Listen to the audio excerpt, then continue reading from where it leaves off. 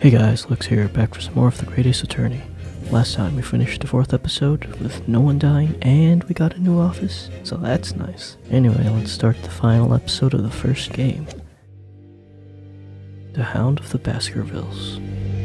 The Adventure of the Unspeakable Story. It's coming! Sholmes' cry pierced through the thick wall of fog around us. Wisps of vapor flowed over the pistols I cocked, and I waited breathlessly in the stillness. The silence lasted for what seemed an eternity, until, at last, it appeared.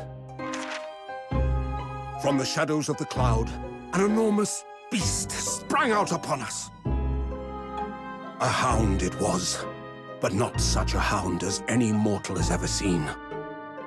Its eyes glowed with a smoldering glare. The whole of its ox-sized body was outlined in white-hot flames. Its rumbling pant and hideous howl, so terrified was I that I began to tremble with fear. "Look well, Wilson," Sholmes declared, gazing upon the mystical beast. "For this is the diabolical Hound of the Baskervilles."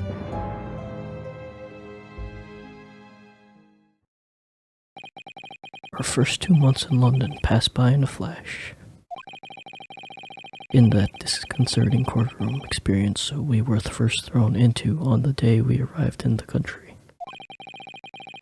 And in Saseki-san's terrible ordeal that had followed closely behind, we had emerged victorious. However, there then came an abrupt end to our opportunities to appear in court, which was hardly surprising, of course, since I was nothing more than an amateur, an unknown student of law from a faraway land. So life in our little office was very quiet. That is, until it was shattered one day by that fateful telegram. 15th of April, 9:13 a.m. Naruhodo's Legal Consultancy.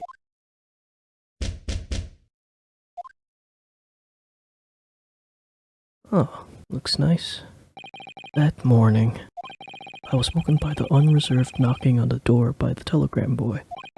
But after he'd gone, Sasato-san's behavior became very obviously strange. Sasato-san? Yes! Is it time to leave for court already?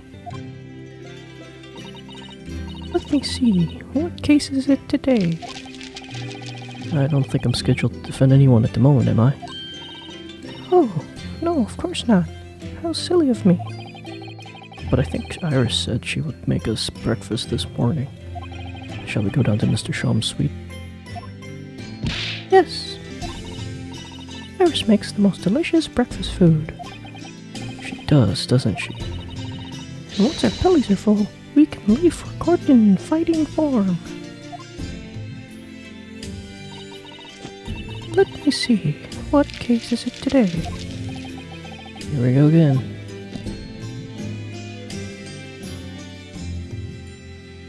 Wanna examine. Spring at last, and the weather is warmer now. But I love the smell of the fire and the steam rising from the kettle. Oh, would you like some tea, Naruhodo-san? Thank you, Sasato-san, but I'm alright for now. With the green tea Sasato-san makes me from time to time and Iris's unique herbal infusions, this place is paradise for a true tea lover. Green tea is such a wonderful accompaniment to British tea cakes, don't you think?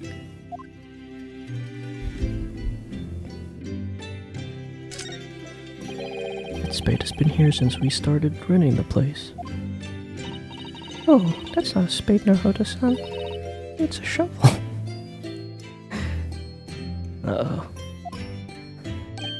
No, shovels are for digging. That's for scooping up loose material. It's a spade. Oh, man.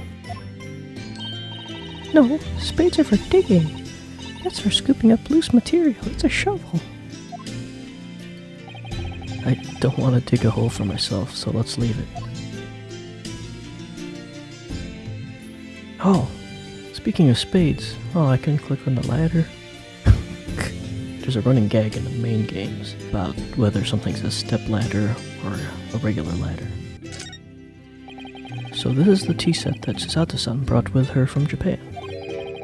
Let's hope she hasn't noticed me slipping sugar and milk into my cup when she makes it. It's just so bitter. Tea is a drink to be enjoyed, Naruhodo-san. You really don't have to force yourself to drink it, you know. I don't like to see you screw up your face, so...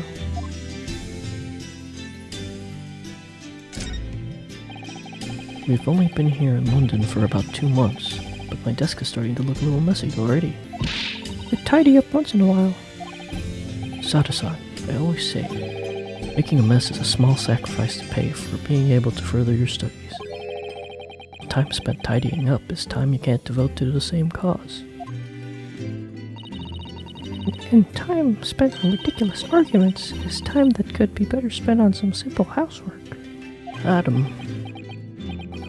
She wins. But I'm supposed to be the lawyer here.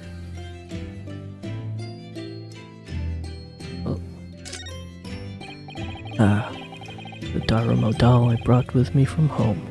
Still with only one eye colored in.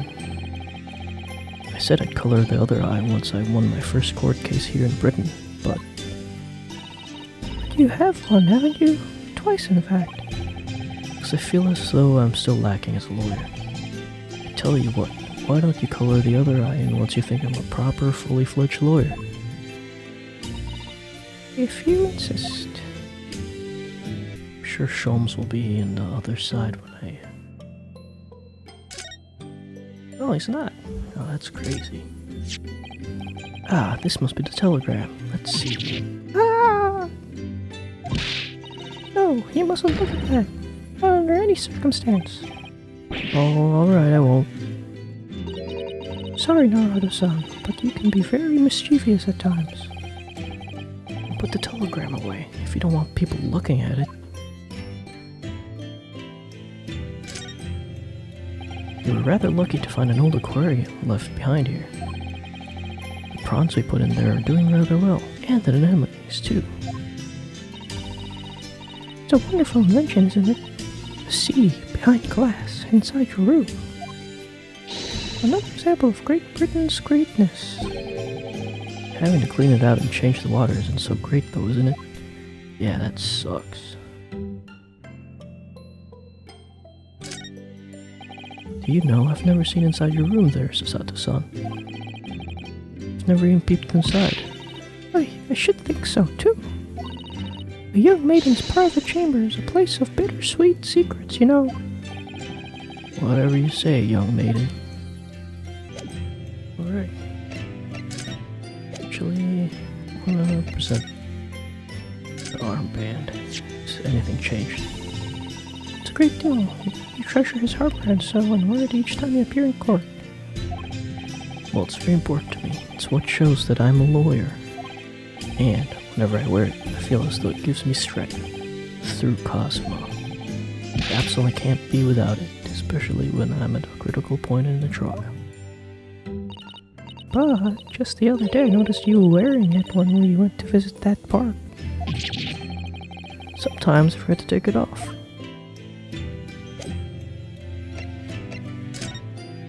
Yeah, what's in the telegram? So, what was it about? The telegram that was delivered this morning, I mean. Oh, a telegram? I don't know what you're talking about.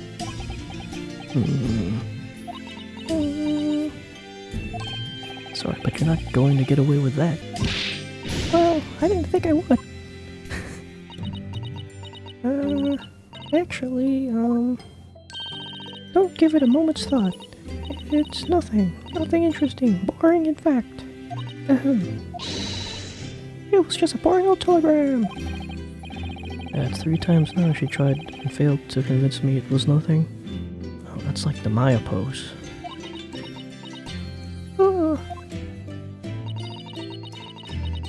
I promise I'll tell you about it at some point. Alright, I understand. No secrets. I suppose Soseki-san will have arrived back in Japan by now, won't he? Yes, I should think so. He left immediately after that terrible ordeal.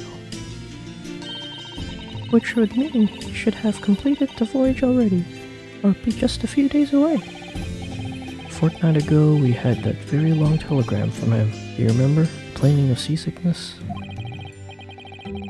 But by and large, it seems the voyage has been going well. Is something wrong, Naruhodo-san? Just wondering, what might have become of Soseki-san had he stayed in London, that's all. You mean, as regards Lord Van Zeeks, the Reaper? Yes, I can't help wondering if seasickness would have failed into insignificance in that case.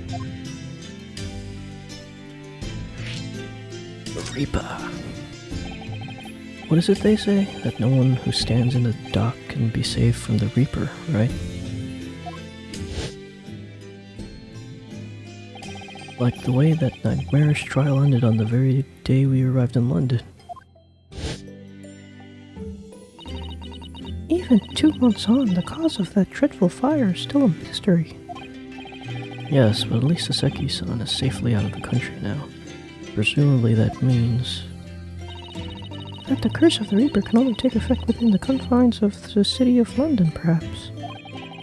Even if that's the case, it's little comfort. I have a terrible sense of foreboding. If the legend of the Reaper is to be believed, it would mean he wields the sword of justice himself. Come to think of it, I wonder what he's been up to these past 2 months. Surely not wielding that sword against more acquitted defendants. No, I don't think so. Apparently, Lord Van Zeeks hasn't appeared in court once since our last encounter. Oh, Yes, since Soseki-san's trial, he's withdrawn from judicial service again, it seems. really? Just like before, when he wasn't seen in court at all for several years. So it's just been me who's had to face him in his recent spat of trials then. Ugh, just my luck. I wonder if luck doesn't come into it. Sorry, what was that? Oh, nothing. Never mind. Okay.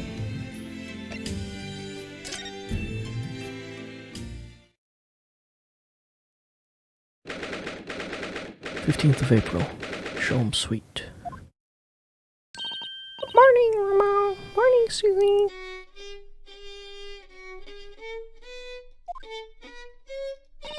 Oh god, violining. Good morning, Iris. Iris. What is it, Renault? What is that terrible noise? I know. It sounds like a cat being strangled. It hurts. Ah, yes. You noticed that, didn't you? Please stop. Really isn't in the best form this morning, it seems. Oh, thank... Hello? Hello, Mr. Sholmes? Good morning? A good morning to die, perhaps. Has something happened, Mr. Sholmes? You look miserable, and the way you were playing the violin before. My analytical mind is dead. Music is dead. The world is dead. Damn this blanched existence. That's all there is, my dear fellow. Nothing of consequence. I'm afraid I don't understand. Well, Iris, is it time we ate? Some dry toast and insipid coffee for me, if it's not too much to trouble.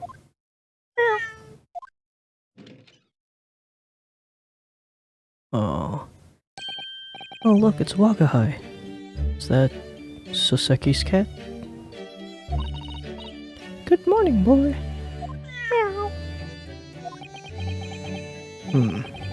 That must be some sort of tiny door for cats to use. But how did it get there? Well then, everyone, time for breakfast. Oh, wonderful. Let me help you, Iris. It would indeed be a fine day to die. I knew something looked different. Something's missing from Mr. Sholmes' desk. Guess we gotta examine everything. Let's talk to Iris. Mr. Natsume's cat seems to have settled into his new home then. Oh yes, and I've become very attached to little Wacky. It would appear his previous owner has completely forgotten to him. Cats are unfeeling creatures, their mews as empty as the hearts of the muses. If Mr. Natsume had no intention of taking Wacky back to Japan, I wonder why he kept him in the first place. I expect he would have taken them if he could. But pets are strictly forbidden aboard steamships in our experience. Yeah, someone died because of it. For good reason. Terrible things can happen if the rules of passage are not obeyed. Well, I don't mind, because Wacky is adorable. Meow. Yes, he really is. Oh yes, what about the door? I don't remember seeing that tiny thing in the main door before. Where did it come from? Oh, you noticed? You're very observant, Bruno. Look, I use this. It's my latest invention. What? What is that? A gun? I call it the cat flapomet. Gosh, a machine for making doors just for cats. That's right. I can make a cat flap for a little furry friend like Wacky in seconds. It can do it on any door, no matter what it's made of. It's very powerful, you see. Wow. Wouldn't it have been quicker just to make a cat flap, rather than making a machine to make the cat flap? Well, yes, maybe, but now I can make cat flaps anywhere I like. Oh, I think it's wonderful. You must make one for us in the door of our office upstairs, Iris. She really knows how to come up with unconventional inventions, this girl. Hee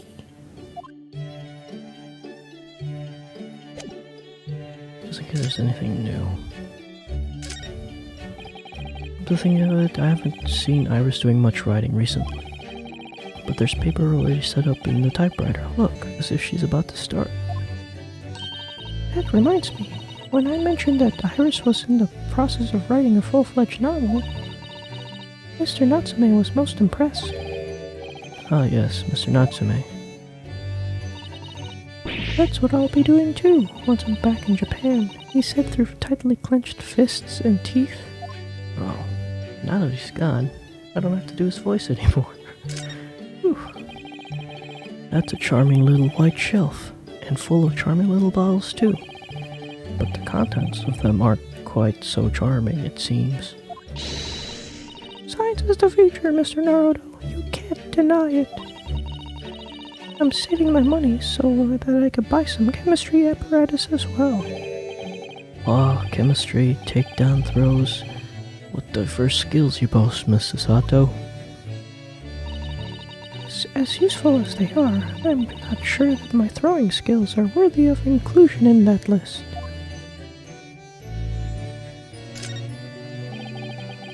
Iris's beautiful tea set is there on the table as usual. A cup of one of her special herbal blends always helps me to relax when I'm feeling the strain. The English pastime of tea has so many similarities with our own tea ceremony customs, don't you think? It's the idea of hospitality behind it. That's the essence of tea. I guess. This is where Iris notes down ideas, isn't it? Let's see, what does it say today? Ah, the Boscombe Valley Mystery. Oh, how intriguing. It must be the title of Iris's latest work. Oh my, I wonder what fantastic tale awaits us. Sasada-san looks like an angel, but I bet she's dreaming of the most unsavory crime you could imagine.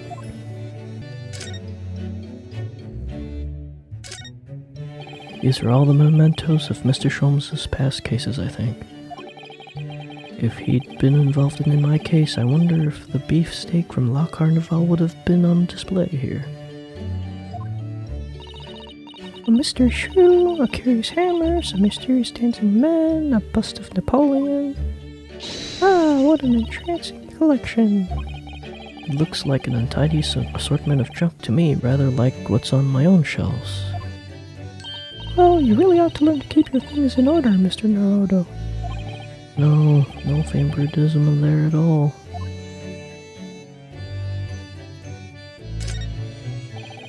The fire's burning comfortingly and the grate again today. It's a very different feeling to a Japanese hibachi somehow. Oh, look at that photograph print of a lady displayed on the mantelpiece. Could it be? Yes, it must be. It's the woman. Oh, how exciting. What? Is that supposed to mean something to me? The woman achievement? Is that a Sherlock reference? Looks like a huge metal chest is being used as a table for tea and coffee. Seems very sturdy, with an equally sturdy lock. Mr. Naruhodo, you mustn't go around opening things. I always have to keep an eye on you, don't I? You're very mischievous. How did you come to that conclusion? I think I read that already. There's all sorts of these shelves, chemistry apparatus, books, papers, and lots of things I've never seen before. It's all heaped up so high I can't help feeling that the whole lot is going to topple at any moment. Oh, it's such a charmingly untidy collection of paraphernalia, isn't it? Just looks messy to me, like my desk. But you, Mr. Naruhodo, must learn to tidy up after yourself. No favoritism there then. I knew she was gonna say that. Okay, bullet hole. Let's look at that again. Ah, yes, the letters V and R. Inscribed on the wall in bullet holes. Isn't it the initials of the Queen or something? It's so delightful to see it in flesh, having read about it in the stories. It was so inspiring. I fired 100 arrows into my own wall at home to make the character for Sue of Sasato, you know. Super, but perhaps there are some things the great detective does that you don't need to copy. Look at Mr. Sholmes' desk. It's completely clear. Isn't that enormous machine usually on it? We can never hope to understand what goes on in the great detective's mind, Mr. Naruhodo. Why, next time we're invited, we may find he's vacated the entire suite. That's scarily plausible, actually. Huh. That's it? Okay, let's talk to Sholmes.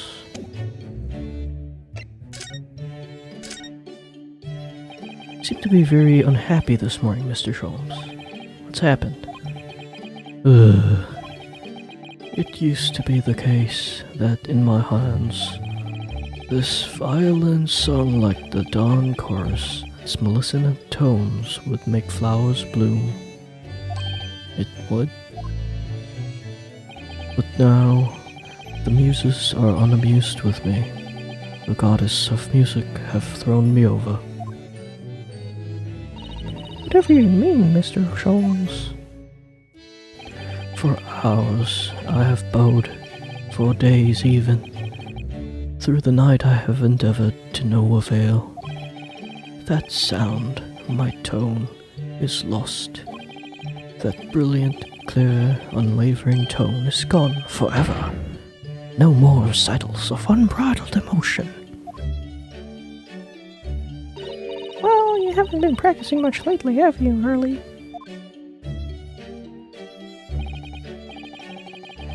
Don't worry, I'm sure it'll come back to you in time. Heed my words, Mr. Naruhodo. The goddesses of the arts are fickle. One day they bestow genius on a man. The next, they unmercifully withdraw it. Oh dear. Ah, why is this happening to me? If they take the turn I have for the violin from me, what is left, for pity's sake? What is left? Deduction perhaps? Isn't that what you're known for? Mr. Sholmes, I don't like to pry, but your desk looks rather empty today. Well done, Miss Sasato. Your observational skills do you credit. Oh no, Mr. Sholmes, they pale into insignificance when compared to yours.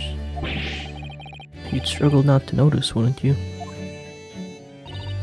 You mean Hurley's great analysis scope? That's at Winnie Banks now. Sorry? It's at a windy bank? No, Winnie Banks. The pawnbrokery. Pawn? What? You mean you've pawned the enormous machine of yours? It has some considerable value, you see, quite undeservingly. But isn't it a very important machine for your work? I do wish you had consulted us if your situation had become so desperate. I should have gladly passed what little income I have to you. Dear madam, things are far from desperate. But the pawnbroker has your wonderful machine.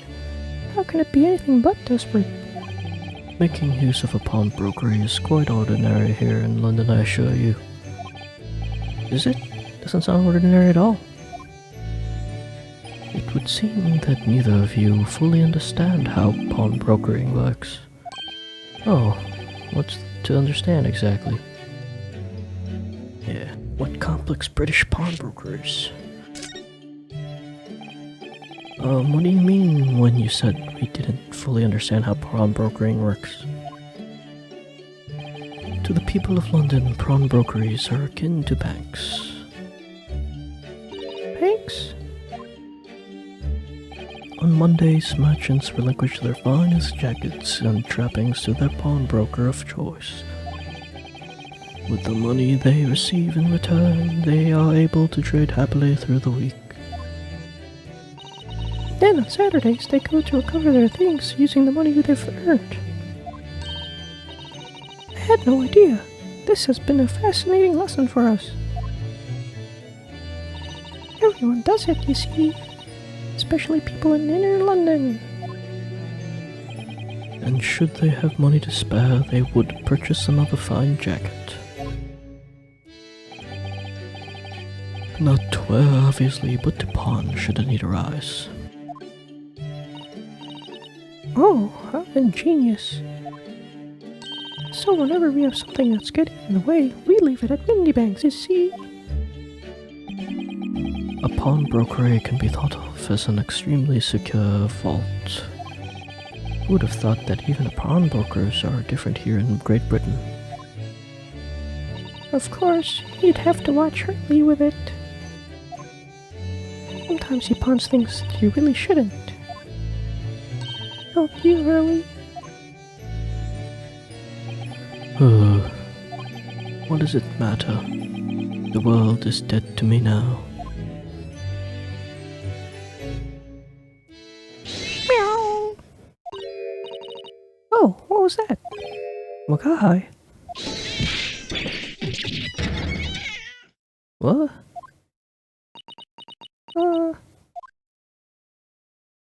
What was that? Oh no! Wakai's tangled up in your violin. I think he thinks it's a toy. No, what's he doing to it? Oh dear, Mr. Shaw's precious violin. Why should I care? What? I shouldn't be so surprised. If the cat is a more accomplished musician than I now. Mr. Sholmes really is in poor spirits, isn't he? Well, anyway, I'll put it back where it lives. Shall I, Hurley? Out of the cat's reach if possible. Maybe we should assess the damage.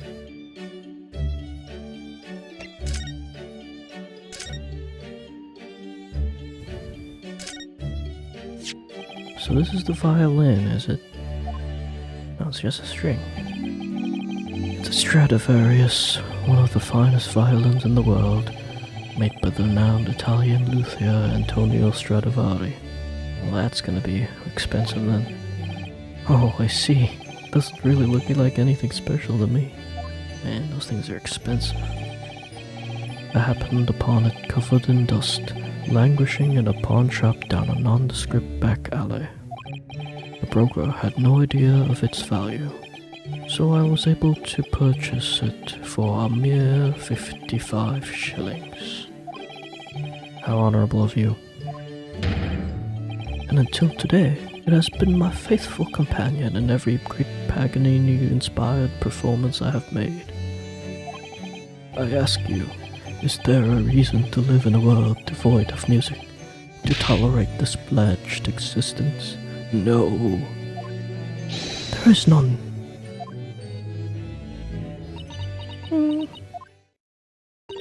Mr. Sholmes?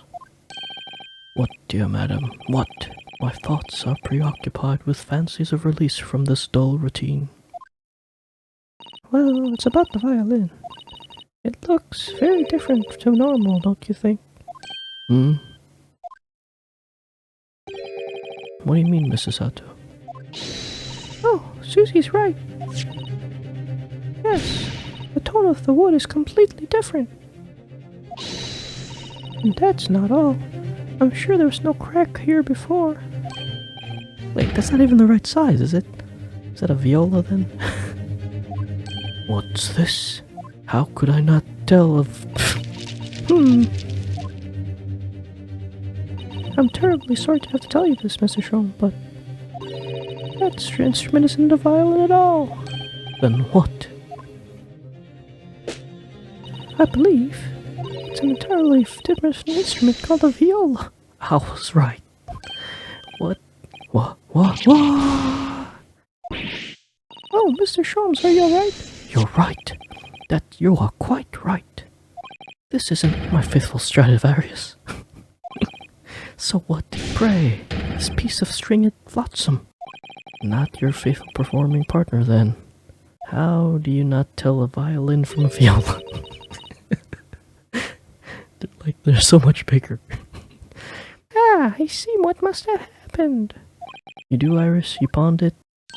This is just a simple mix-up. Sounds like Iris might be able to tell us exactly what's happened if we ask her. How do you confuse a violin with a viola, and if you're a violinist?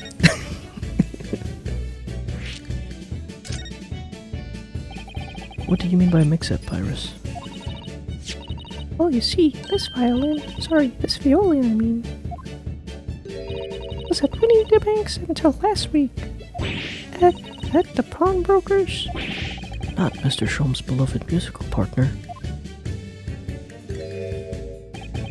There is a proverb from the East with which you are no doubt familiar, my dear fellows.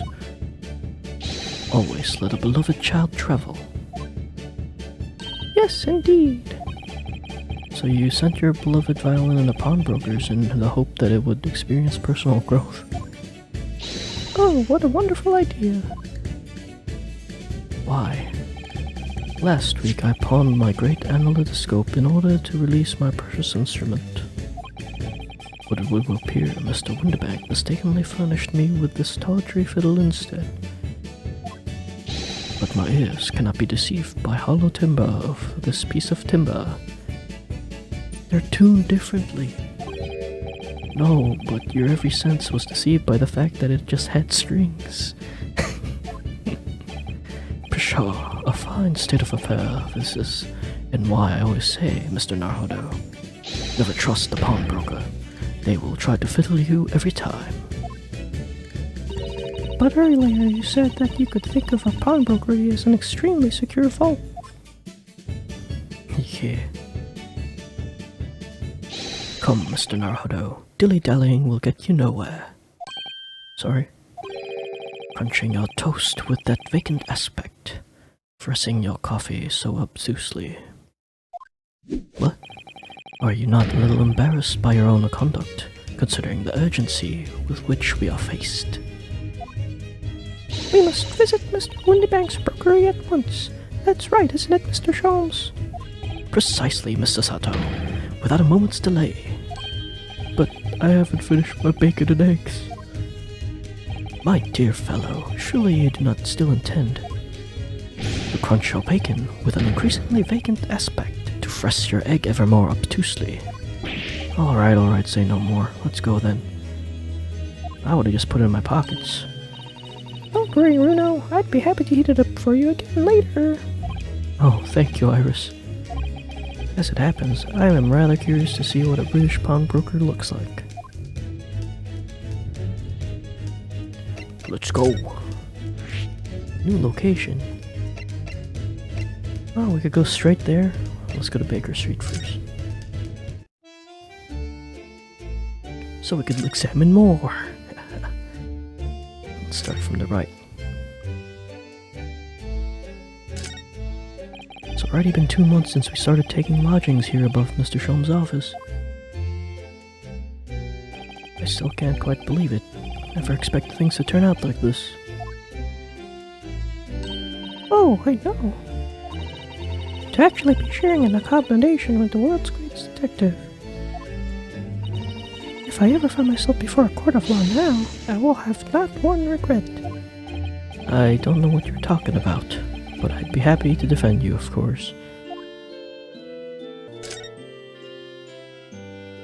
That's nice. There's not much to click. Look at all the different things in the window of this shop. Ah, that's Windybank's, the pawnbrokery. Looks much smarter than a pawnbroker's in Japan, doesn't it? Yes, you're right. I find pawnshops at home rather inapproachable, personally. Reminds me of tearfully parting with my favorite fountain pen. I felt so miserable. What doesn't kill us makes us stronger, Mr. Naruhodo. Okay, this looks like a good place to stop. Next time we'll check out this pawn shop, and thanks for watching. See ya.